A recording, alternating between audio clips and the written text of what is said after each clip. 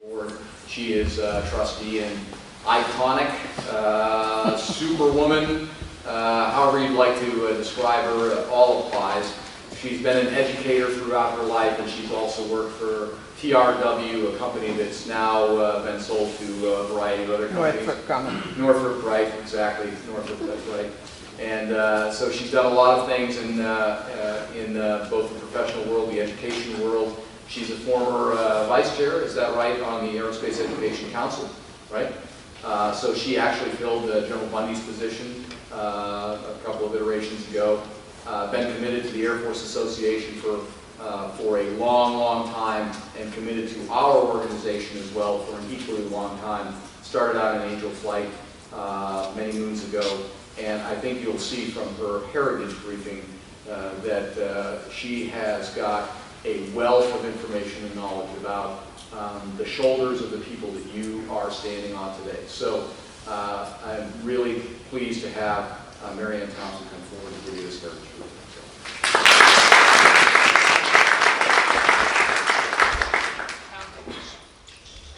Hi, how are y'all?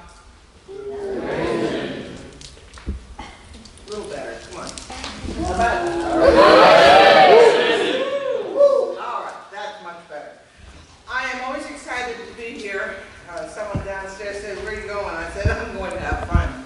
Y'all can sit and listen to someone else groan on and speak.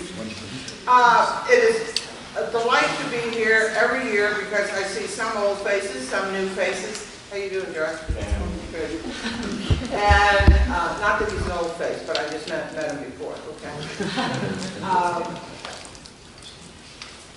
What I want to talk to you about for a little while is where we came from that you're sitting here, and why it's so important for you to take advantage of the seat you're sitting in for this year, because it's an opportunity that only you in the entire collegiate world of your era will have. And the people who sat in those chairs before you, some of whom are your knacks, have had that experience, and I did. And how it can impact your life. So let's go back as my grown grandchildren. That always scares me. My youngest grandchild now is 14, and that kind of scares the stew out of me. I didn't realize I was getting that old until I started looking at that fact. But the other thing that really made me feel old this year was my middle granddaughter graduated from Penn State in May, which was my alma mater. And that's where I began in this whole thing, okay? Anyone here from State? Okay? Sometimes there are, sometimes there not.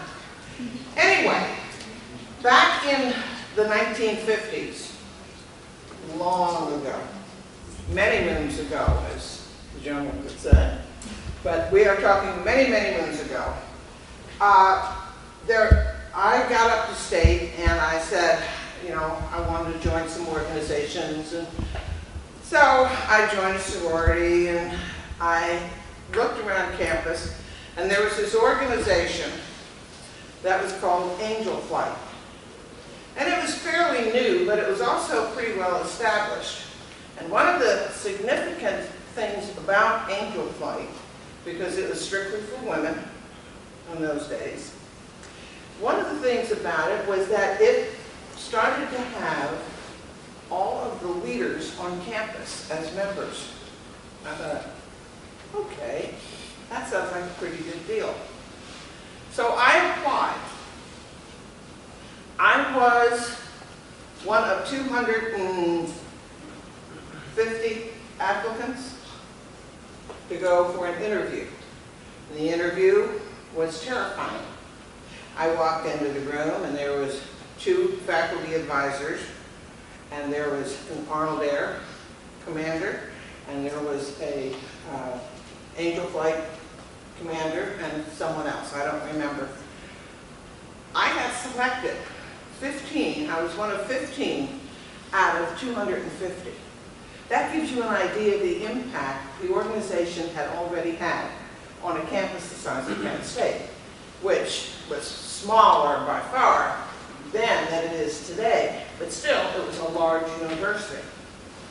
One of the things, that there was a great deal of pressure in the sororities and in the social groups on campus to get into Angel Flight. So once you made it, you had kind of made it. And that was really neat. But what did I know about the Air Force? My dad was in the Navy. I knew nothing about it.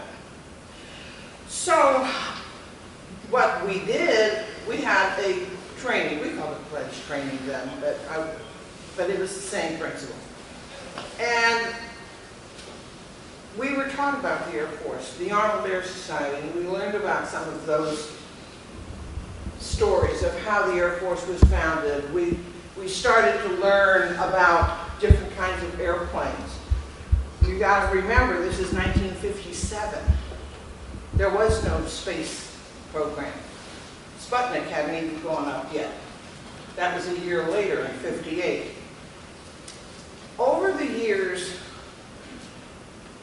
in school, I really began to get a feel for what this organization, what these two organizations could do. And I started my absolute lifetime passion of aerospace education in those 3.5 years I was in Angel Flight in college. In '58, '59, we were selected as the first national headquarters for Angel Flight. And we called me the ASO, but it was kind of like the vice president / secretary. So I ended up, and I remembered to bring them, ladies, I ended up with the responsibility of designing the first wings and the insignia. And I brought them today. I thought, I try to remember to bring this so that you can have an idea of, they're getting kind of old now, but considering I got them in 1958, these were the first wings. This was the first gold wing crest that came off. I'll start them around here, and you can just pass them around. And what was fun about that? While I was in Angel Flight and our counterparts were in Arnold Air, one of the things we were being taught was leadership, and how to be a leader, and how to manage, and how to take risks. And we were very lucky. You are very lucky, because this is one thing that has never changed. You are in an organization, collectively, that has as a safety net that no other collegiate on your organization on your campus has. It's called an active duty advisor. And what that means is that active duty advisor is responsible for your actions, ultimately. They're kind of the buck stops here person, okay? And they're going to let you step out kind of like an extended umbilical cord, and they're going to let you take risks, like signing a contract for an Archon. But they're going to check it. But they're going to let you step out and take risks. And they're your safety net, because they will yank you back. No other organization on your campus has that kind of advantage. I've been on campuses. I've taught on college campuses. My kids and my grandchildren have been on college campuses. They tell me this is true today, that their advisors are kind of, okay, check in once a semester. You have actively involved advisors, and they are your safety net. Now, I'm going to tell you some stories that probably stretch the safety net a little bit, but by the same token, it'll show you the confidence that they gave us, and that you will be given, and that you have. So let's talk a little about how we got the wings. This is one of my favorite stories. We didn't have computers. We fortunately had a great tech sergeant in the detachment who was a graphic artist. So I said, we've got to get something drawn up. And so he and I sat down one afternoon, and he was drawing, and I said, angel flight, so he draws an angel, and he puts it in a cloud and that kind of, nah, I said, no, it can't be that literal.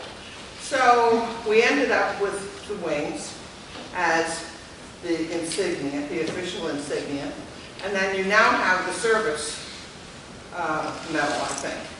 And that's on there, and that has the one wing with the cloud and the star. And then we said, okay, now we gotta get these made up. So the only place I knew to go was Balfour Jewelers. Are you all familiar with Balfour's? Okay. So I, Mary Ann Shine retiring, goes, hello, Mr. Balfour, I called, and they said, well, we'd like to meet with you, and so an arrangement was made. I lived in a New York suburb, and they said, how about if we have lunch in New York? My first 2-martini lunch. It was bad food. I did not have a martini. But he did. And so a couple of, when I didn't even bother telling anyone on campus. I didn't tell the advisors. I forgot to tell Captain Winter I was having lunch with this guy. So about 2 weeks later, here comes an envelope with the prospective contract and the drawings. And so I take it to Captain Winter, and he says, oh, you got to show it to Colonel Rigsby. So we go up to the PAF, and so he says, Mary Ann, what have you done? I said, I haven't done anything. He looked it over. He had a lawyer look it over, and he says, hey, that's pretty good. We can sign this. So I had stepped out. I mean, that was a big risk, wasn't it? I just moved on right on out. Well, it turned out pretty well.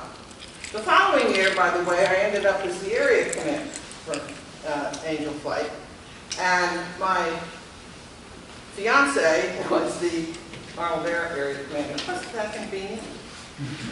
And so we had a whole gang, and we decided for the ArtCon that year, we were going to go to Philadelphia, so we made a road trip from Penn State down to Philly. And again, stretching that umbilical cord, we walked into 3 or 4 hotels and asked for bids on contract, like we knew what we were talking about.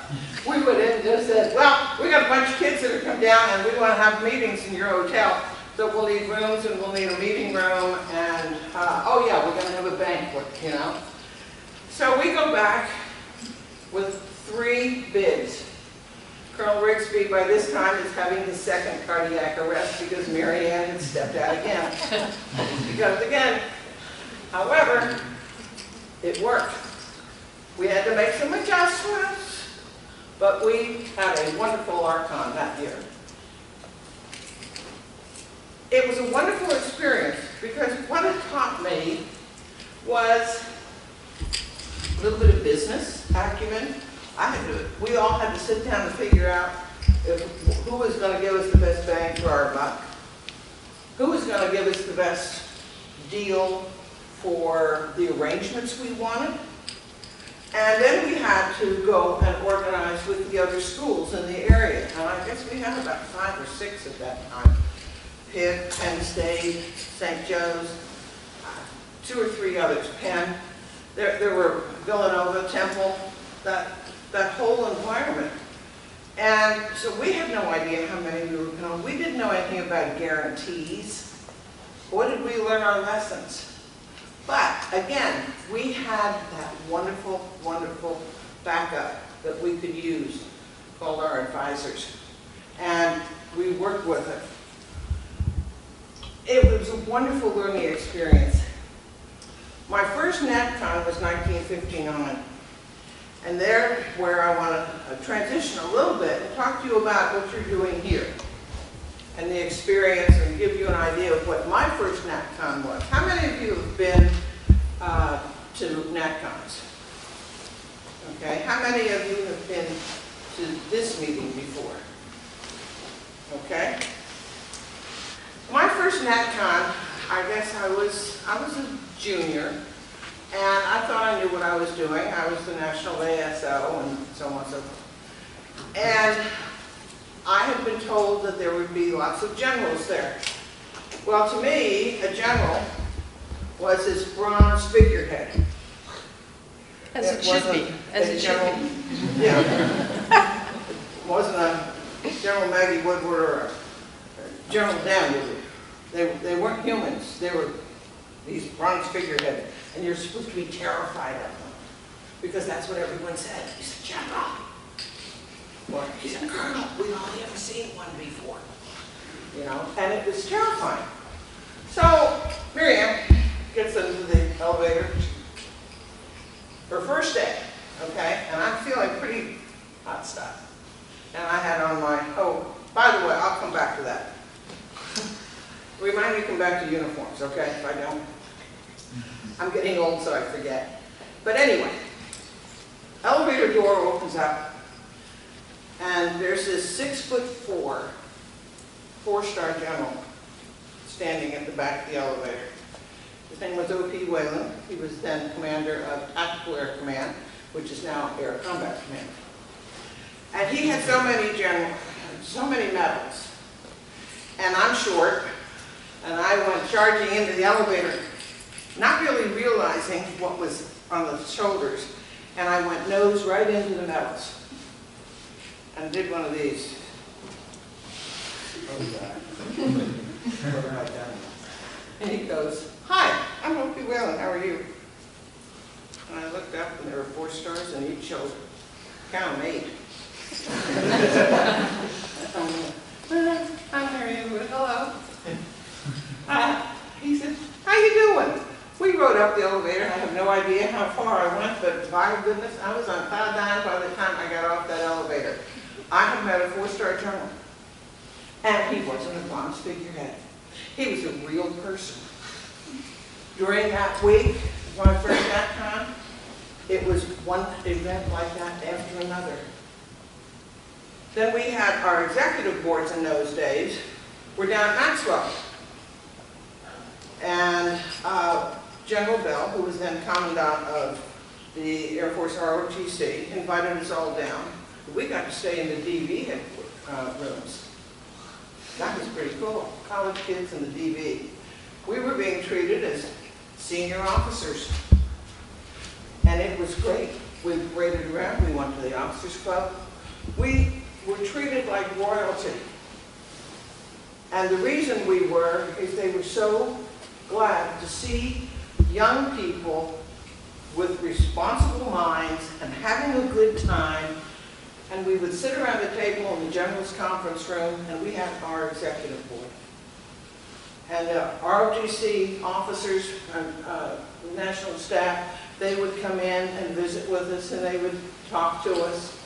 We got so comfortable in that environment that when my husband and I got married and we went on active duty, seeing a colonel was, how are you? He was so comfortable in his environment, he wasn't at all intimidated. He understood what was going on. And as an Air Force wife then, I understood what was going on. It was comfortable, but we had that background. Now let me back up. One of the first things we did when we were national staff is try and figure out what it was we were going to standardize. The first thing we decided was there was no such thing as getting a group of women from 20-some campuses to wear the same thing. It wasn't going to happen. So we decided no uniforms. And that's why we ended up with just the insignia, in case anyone. Now, different campuses did have uniforms, but we left it up to the individual campus. But we did write a standard SOP, standard operating procedure, which evolved into a constitution. And that's the way we operated. Those were the standardized things. Okay, what happened after I got out into the world?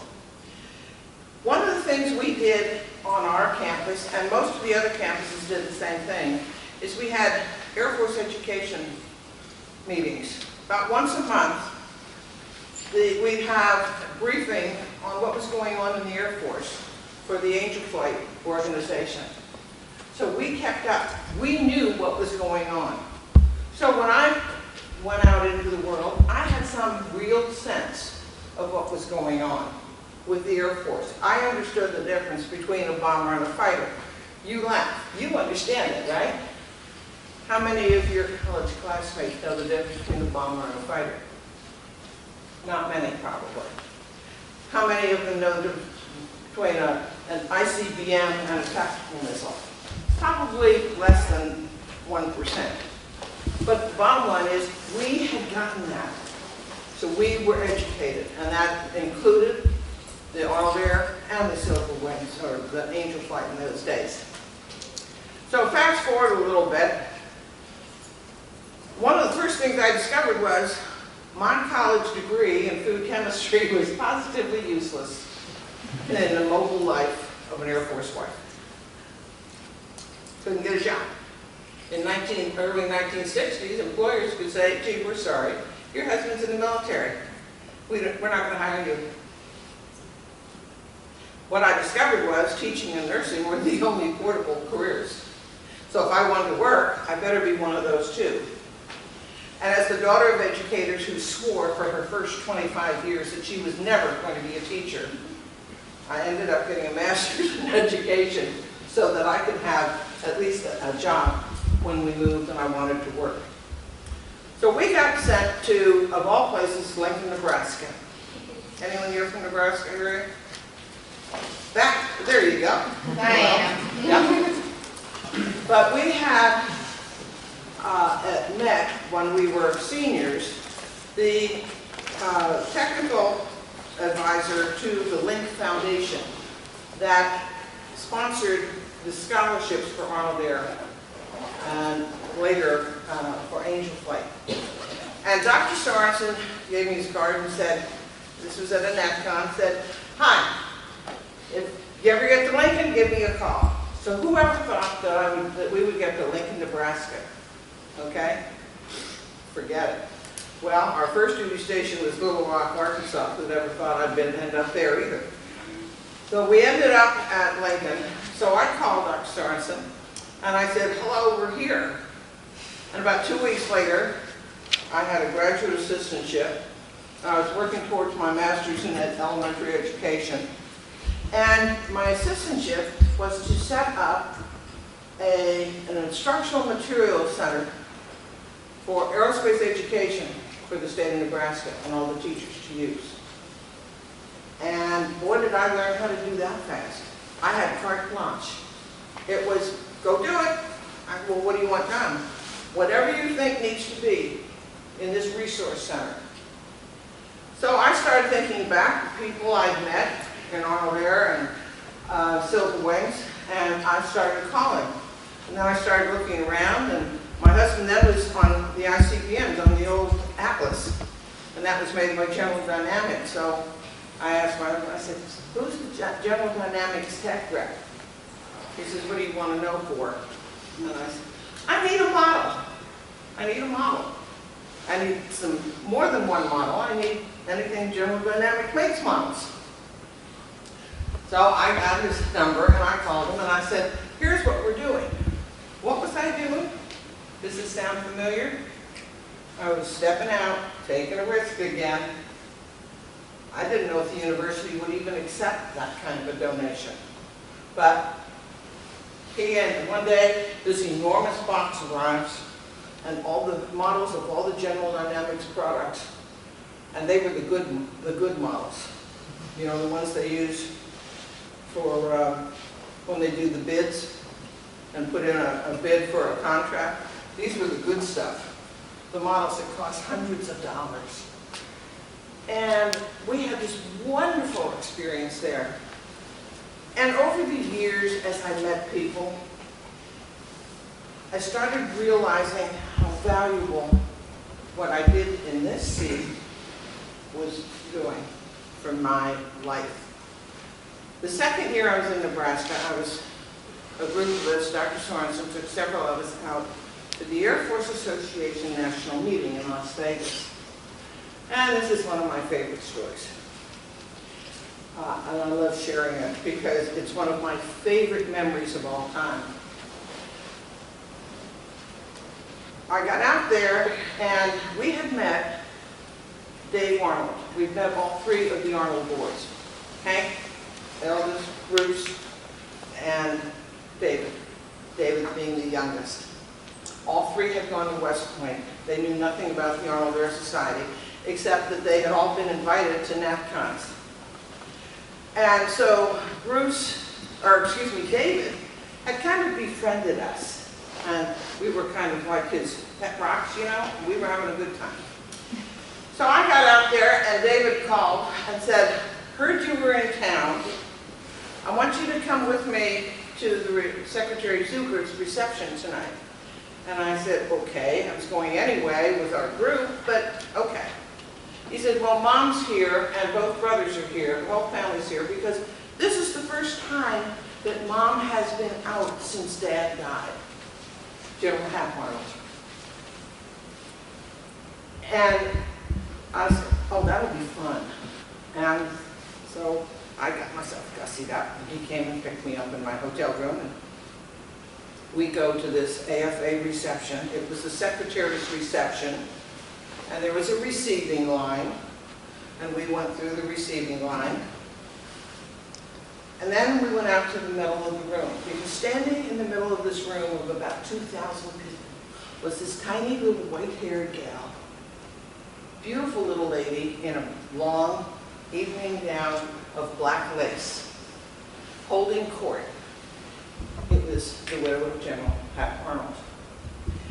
And so David took me over and introduced. She said, I've heard all about you and all about Angel Flight, and I'm so proud of you. Oh, I almost melted.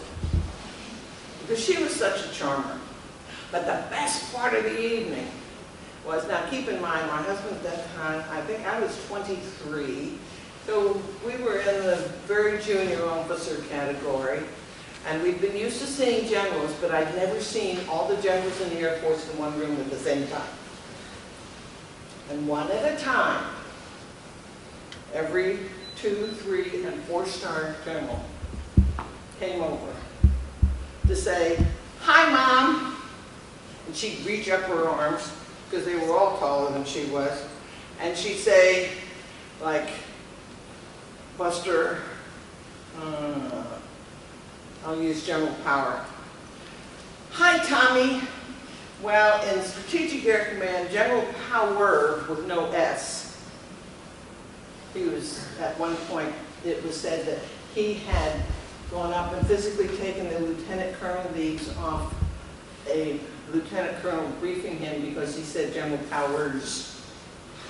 So he was someone that terrorized the room. So when she says, hi, Tommy, there was something wrong with that entire picture. And every single one of them came up.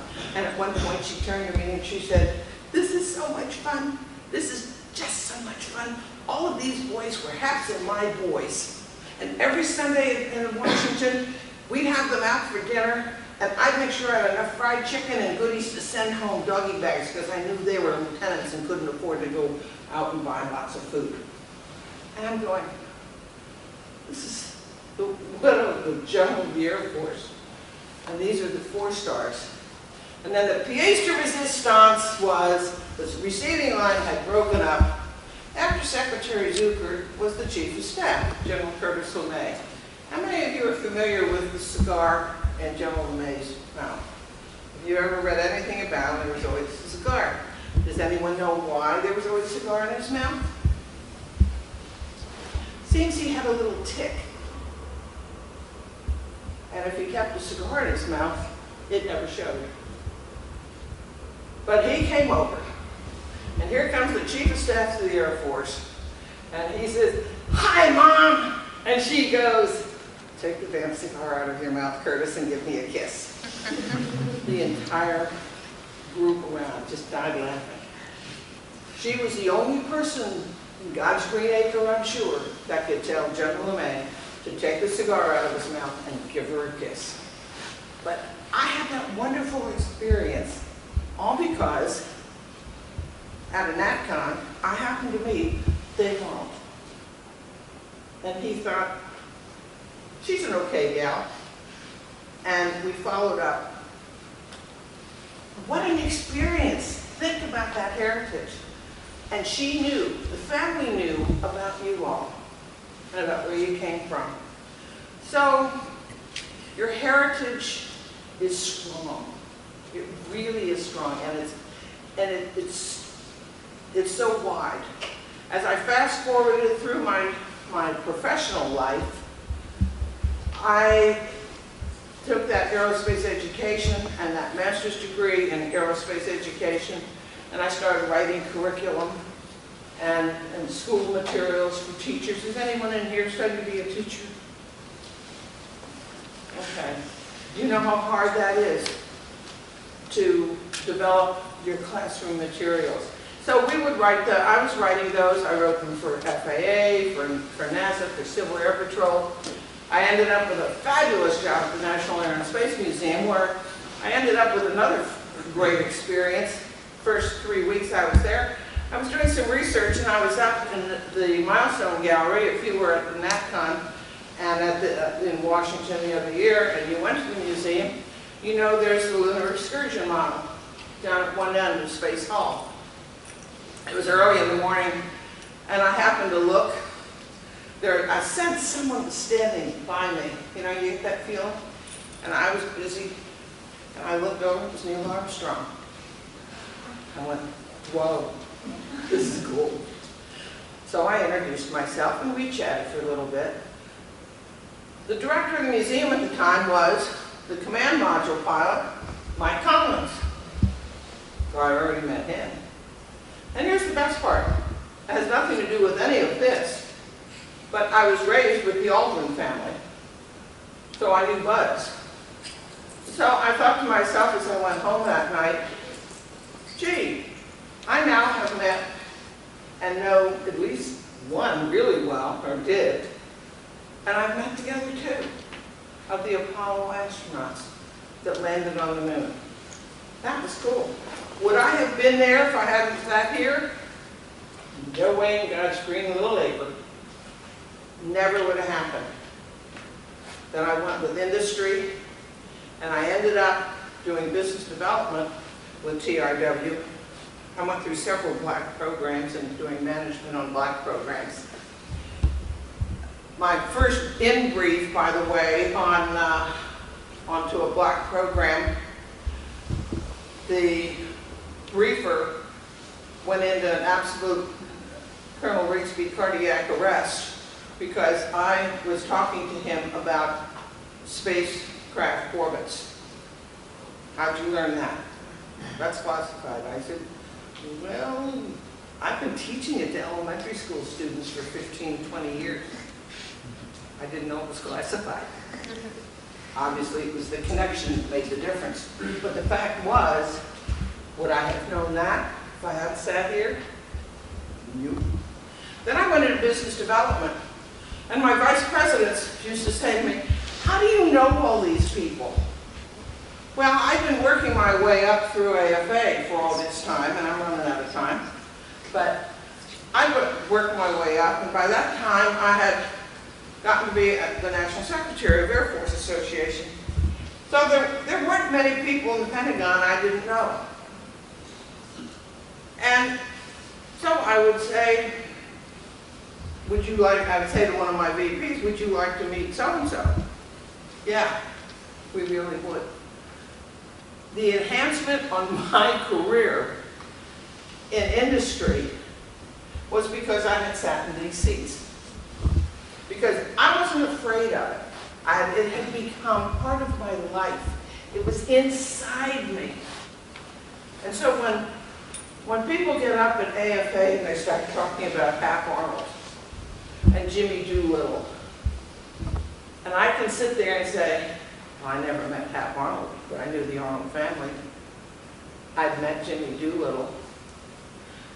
And the heritage of our organization of Air Force Association, and I started thinking about the people that through aerospace education and AFA, like Chuck Yeager, Scott Crossfield, Joe Angle, some of the historic aviation heroes that I met because I sat in these seats. I'm not saying that you all are going to have that same experience, but when you do have them, just remember where it came from. That you had the background, you had taken risks, you had the fun. And boy, I tell you what, we had a lot of fun. We had road trips that ended all road trips. But this is where it begins. You are going to have to learn how to manage different kinds of people from all different walks of life. I had a vice president of the corporation, of TRW, say to me, Mary Ann, where did you get your management skills? Where did you take your MBA? I said, I don't have one. I taught elementary school for 15 years. How's that translate? I said, where in industry or in the military, where will you have total responsibility for the mental, physical, and educational well-being of 25 to 30 people? That you would have to be able to adjust your day, your business plan, your management plan, your daily calendar to make sure that they can be successful. That's what a teacher was doing. And he was stunned. He said, you don't know about that. I said, I can tell you what you were like in 5th grade. No, you can't. I said, you bet I can. I said, John, you're a smart man. You were always the first to finish the math test, and you were the first to get, pardon the expression, pissed off when you got one wrong. Because the reason you got it wrong is you didn't go back and check your work. You looked at me. I said, if you did, after recess and you didn't get picked first on the team, you got ticked off. How'd you know that? I said, and I went through this whole litany. He said, how'd you know these things? I said, John, you're no different now. You're a grown person. The only difference between a child and a grown-up is you're grown up. You've added gamesmanship. But I had to learn, and I started to learn, how to deal with all kinds of personalities, people from all walks of life, when I was on the national staff of Angel Flight. And that has stood me in stead that you would not believe over my long lifetime that seems to be getting longer and longer. So that brings us up to today. I am happy to, based on time, answer any questions you have about history, about anything you want.